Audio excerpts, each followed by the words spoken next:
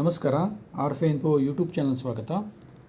ಈ ವಿಡಿಯೋದಲ್ಲಿ KE ಅವರು ವಸತಿ ಶಿಕ್ಷಕರಾಗಿರ್ಬೋದು, ಭೂಮಾಪಕರಾಗಿರ್ಬೋದು, ವಿವೋ ಆಗಿರ್ಬೋದು, ಇವೇನು ಕಾಲ್ ಮಾಡಿ ಎಕ್ಸಾಮನ್ನು ನಡೆಸಲಿಕ್ಕೆ ಬಂದಿದ್ದಾರೋ ಈ ಒಂದು ಪರೀಕ್ಷೆಯಲ್ಲಿ ಇವರು ನಡೆಸುವಂಥ ಪರೀಕ್ಷೆಯಲ್ಲಿ 3 ಬದಲಾವಣೆಗಳನ್ನು ತಂದಿದ್ದಾರೆ. ಮಹತ್ವದ 3 ಬದಲಾವಣೆಗಳು.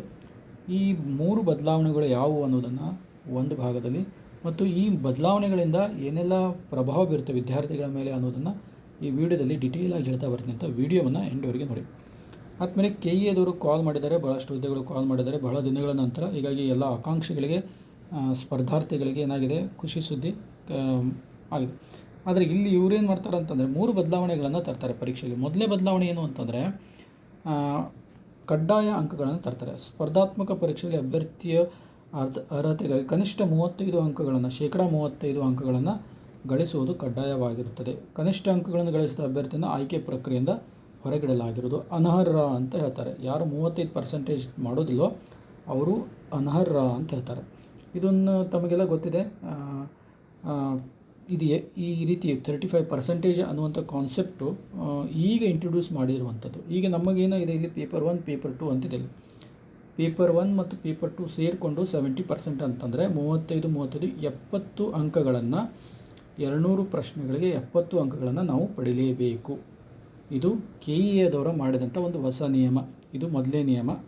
ಇಲ್ಲಿ ನಾವು ಸಾಮಾನ್ಯವಾಗಿ ಏನು ಬರ್ತೀವಿ, 200ಕ್ಕೆ ಆಲ್ಮೋಸ್ಟ್ ಆಗಿ ಸ್ಪರ್ಧಾತ್ಮಕ ಪರೀಕ್ಷೆಯಲ್ಲಿ 130, 140ಕ್ಕೆ ಜನರಲ್ ಮೆರಿಟಿಗೆ ಬರ್ತಾರೆ. ಓಕೆ. ಆದರೆ ಈಗ ನೋಡಿಲಿ, 200ಕ್ಕೆ 70 ತೊಗೊಂಡ್ರೆ ಪಾಸು. ಓಕೆ. ಈಗ ನಾವು 200ಕ್ಕೂ 200 ಅಟೆಂಪ್ಟ್ ಮಾಡಿದಾಗ 130 ಈ ರೀತಿ ಬಂದು ನಾವು ರ್ಯಾಂಕ್ ಲಿಸ್ಟಲ್ಲಿ, ಸಿಲೆಕ್ಷನ್ ಲಿಸ್ಟಲ್ಲಿ ಇರ್ತೀವಿ. ಆದರೆ KE ಆದವರು ಇನ್ನೊಂದು ಬದಲಾವಣೆ ಮಾಡಿದ್ದಾರೆ. ಅದೇನು ಅಂತಂದರೆ ನೆಗೆಟಿವ್ ಋಣಾತ್ಮಕ ನೆಗೆಟಿವ್ ವ್ಯಾಲ್ಯುವೇಷನ್ ಅಂತ ತಂದಿಟ್ಟಿದ್ದಾರೆ. ಋಣಾತ್ಮಕ ಮೌಲ್ಯಮಾಪನವನ್ನು ತಂದಿಟ್ಟಿದ್ದಾರೆ.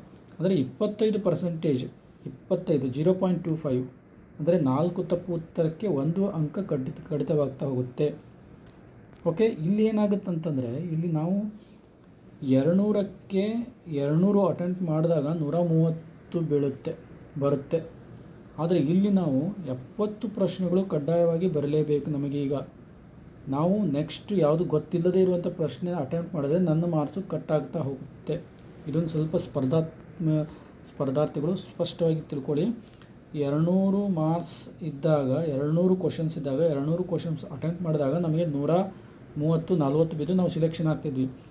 ಈಗೇನಾಗಿದೆ, ನಮಗೆ 70 ತೊಗೊಳ್ಳೇಬೇಕು 200ಕ್ಕೆ. ಆದರೆ ನೆಗೆಟಿವ್ ಮಾರ್ಕಿಂಗ್ ಇದೆ. ನಾವು ಎಲ್ಲವನ್ನು ಅಟೆಂಪ್ಟ್ ಮಾಡುವಂಗಿಲ್ಲ. ಮಾಡಿದ್ದೇ ಆಗಿತ್ತು ಅಂತಂದರೆ 34% ಆದರೂ ನಾವೇನಾಗ್ತೀವಿ, ನೇಮಕಾತಿಯಿಂದ ಹೊರಗುಳಿತೀವಿ.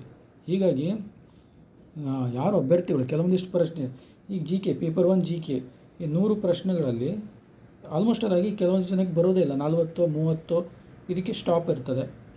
ಓಕೆ. ಇಲ್ಲಿದ್ದಾಗ ನಾವೇನು ಮಾಡ್ತಿದ್ವಿ, ಮೊದಲು 30 ಇದ್ದಾಗೆ ನೆಕ್ಸ್ಟ್ ಏನು ಮಾಡಿಬಿಡ್ತಿದ್ವಿ, ಅಷ್ಟು 100 ಹಾಕಿ ಬಂದುಬಿಡ್ತಿದ್ರು. 100 ಹಾಕಿ ಬಂದಾಗ ಅದೇನಾಗ್ತಿತ್ತು, 40, 50 ಆಗ್ತಿತ್ತು. ಈಗ ಹಂಗಿಲ್ಲ. ನಮಗೆ ಎಷ್ಟು ಬರ್ತದೆ ಅಷ್ಟೇ ಬರೀಬೇಕಾಗುತ್ತೆ. ತಪ್ಪು ಉತ್ತರ ಹಾಕಿದರೆ ತಪ್ಪು ಅಂಕಗಳು ಬರ್ತವೆ. ನಿಮಗೆ ಉದಾಹರಣೆ ಅಂತಂದರೆ PU ನೇಮಕಾತಿ, ಅಸಿಸ್ಟೆಂಟ್ ಪ್ರೊಫೆಸರ್ ನೇಮಕಾತಿಯಲ್ಲಿ ಏನಾಗಿತ್ತು, 35% ಮಾಡಬೇಕಂತಿರಲಿಲ್ಲ. ನೆಗೆಟಿವ್ ಮಾರ್ಕಿಂಗ್ ಇತ್ತು ಅಷ್ಟೇ. ಅಲ್ಲಿ ನೀವು ಎಷ್ಟೇ 30% ಮಾಡಿದರೂ ಟಾಪರ್ ಇದ್ದರೆ ಸಿಲೆಕ್ಷನ್ ಆಗ್ತದೆ. ಇಲ್ಲಿ ಹಾಗಿಲ್ಲ. ನೀವು 30% ಮಾಡಿ ಟಾಪಲ್ಲಿ ಇದ್ದರೂ ಸಹಿತ ಎಲ್ಲರೂ ಫೇಲ್ ಆದಂತೆ. ಅಂದರೆ ಕಡ್ಡಾಯವಾಗಿ 34%, 35% ಮಾಡಲೇಬೇಕು ಅಂದ್ಕೊಟ್ಟಿದ್ದಾರೆ. ಹೀಗಾಗಿ ನೀವು 2 ಪೇಪರನ್ನು ಕರೆಕ್ಟಾಗಿ ಸ್ಪಷ್ಟವಾಗಿ ಓದಿ.